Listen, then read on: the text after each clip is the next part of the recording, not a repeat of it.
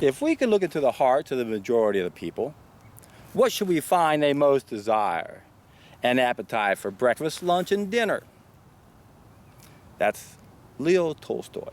And I'm John Rose. And I'm reminded of Tolstoy quite often. This comes from that great essay he wrote, The First Step. It's a 25-page essay, 14,000 words.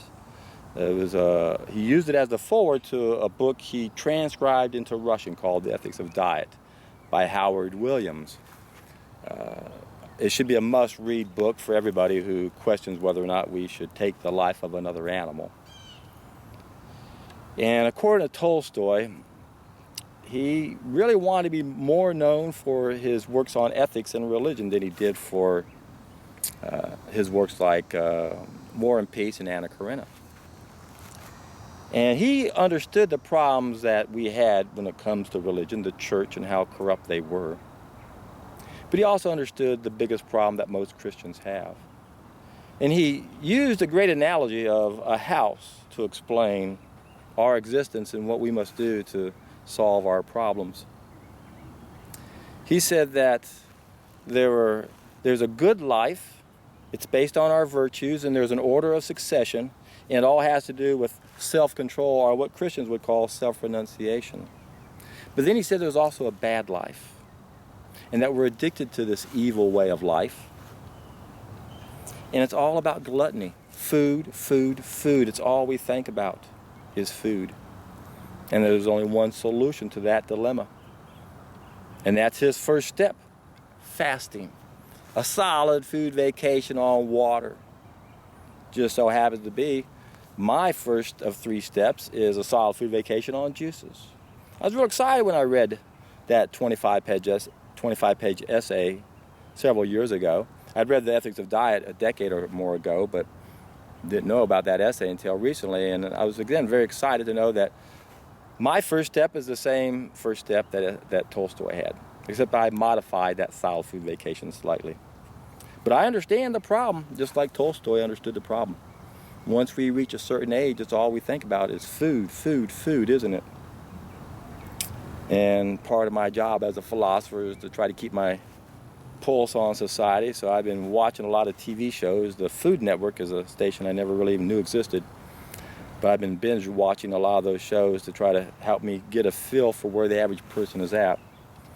Saw an interesting show. In one show alone, this guy that was on The Sopranos was talking about it was kind of a common joke on the set that food, food, food, is this all we ever talk about is food? The whole show revolves around the food. And the other woman was talking about why she was inspired. Again, this is on the very same episode. And she said, well, my boy inspires me, but most of it's my childhood memories. What house doesn't revolve around the kitchen? And I go, man, she nailed it. What house doesn't revolve around the kitchen? Now, as I'm taping this, we're getting close to Thanksgiving here in America. Halloween's just around the corner. So is the flu season. Any coincidence there? We're going to set back the clock, feed the children a bunch of candy, now they're going to get sick. Yeah, it's so obvious that what seems to be contagious is just our celebrations. And that's what Tolstoy pointed out. That once we reach a certain age, it's all we think about is food. Everything. We're obsessed with it. What do we desire the most? It's the breakfast, it's the lunch, it's the dinner. When we go to events, weddings, funerals, it's all about the food, food, food, food. And now we've got, a lot of family dinners at this time of year, a lot of Christmas parties to go to this time of year. But the big problem is the family. For those of us who are trying to make better choices, many times we feel pressured and say, I'm going to go back to eat the way we grew up eating. And I can understand why one might want to do that. Again, all those childhood memories. When we don't keep partaking in those, it's almost like we are destroying part of who we are. And you can sure understand the reluctance that if you discover this, God, you don't want to follow it, and you don't want your children to follow, so now they won't come and celebrate Thanksgiving Day with you, because now they're not eating cooked food. They're not eating animals. Well, there are ways around that, folks. I've gone to these celebrations and brought my own food. That's not a problem. I know it is for many. And I know it's not what we do occasionally that gets us in trouble as much as what we do daily. But you have to be careful, folks. If you're not ready, if you're not at the right time on your journey, and you go back to a little bit of the food that you're trying to get away from, it's a lot like dropping a ball of yarn you're trying to wind up. One little slip can undo a lot of turns you've made. So you have to really be careful about this time of year where food is on our mind more than ever. And I like to always look at it as an opportunity to help other people realize that there are plenty of great things to eat out there. You don't have to keep eating the same thing you've always eaten. But more importantly, it's going to change the quality of their lives. And it's so sad most people are going to come to the very end of their life or close to the end of their life, and all of a sudden something's going to happen to them. And now the question is, are they going to be strong enough to finally do that? Are they going to be able to be capable of doing that? How many people start losing their memory? What if you had all the intentions in the world to follow through with this way of eating if push comes to shove and you had a bad diagnosis, but all of a sudden you couldn't remember anything, and now you depended on other people? I got an ant crawling on me. What would you do then? Especially if those people weren't on board with your ideas. What would you do then? That's why you don't want to waste any time, folks. Now, there's a point of irreversibility, not just with disease reversal, but with our ability to do what we need to do. You don't want to take that chance. And remember, the first symptom for half the people with heart disease is death. You die. And what's the other percentage for those who have strokes? You end up with the rest of your life sitting in a wheelchair wearing a diaper. What kind of quality of life is that? Yeah, it's real easy to just keep doing the same thing we've always done, isn't it, folks? Until we get to a point where things are unbearable. It really saddens me when I think about people who don't take advantage of this now. If you're not ready to embrace a better way of eating, at least find out what a solid food vacation can do for you, my friends. Again, you have no idea what's going to happen once you go through it. You're going to think about it a lot differently, I guarantee you that for sure. But the most important thing is you're going to have an experience under your belt.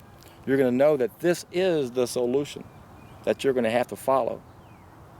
If push comes to shove and someone comes up with a diagnosis saying, hey, I'm going to take your driver's license away from you, you're too easily distracted. Or we're going to have to put you up in a home, otherwise you'll walk off and walk into traffic. Don't want to wait till those things happen, folks. You got to be proactive in this area more than ever.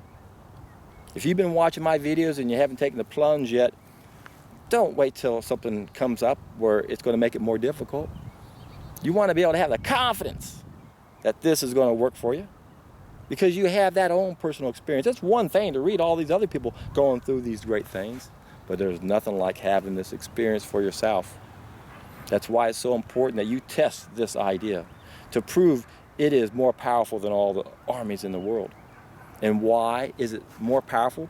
Because it changes our whole mentality. It can transform this planet. But it's not going to work unless enough of you guys get out there and start doing it. Fortunately, there's more and more of us doing it. And you guys are spreading your message. You're uploading videos. You're actually showing what's coming out of you. You guys got to keep doing that. You got to play your role on the hero's journey. Most importantly, by sharing this message, helping this message grow in any way you can. If that all that means is hitting a thumbs up, great. You can hit a share button, put it on Facebook, share it to your friends. I realize for some of you guys, you're watching so many of my videos. What would I do? Keep sharing the same videos to everybody over and over and over? That probably won't work, will it? But you can do things like that on Facebook. So keep on the hero's journey, folks. Realize that we're coming up to a tricky time of year here where we got all these celebrations. And they're not celebrating life, they're celebrating death.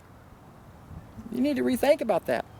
But it's a celebration, John. I want to celebrate.